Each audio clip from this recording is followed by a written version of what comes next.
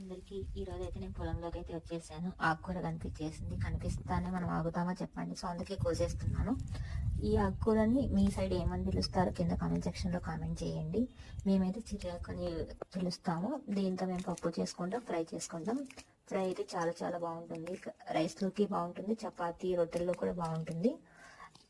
ఇంకా ఏమైనా రెసిపీస్ తెలిస్తే కింద కామెంట్ సెక్షన్లో షేర్ చేయండి, అవి కూడా ట్రై చేస్తాను.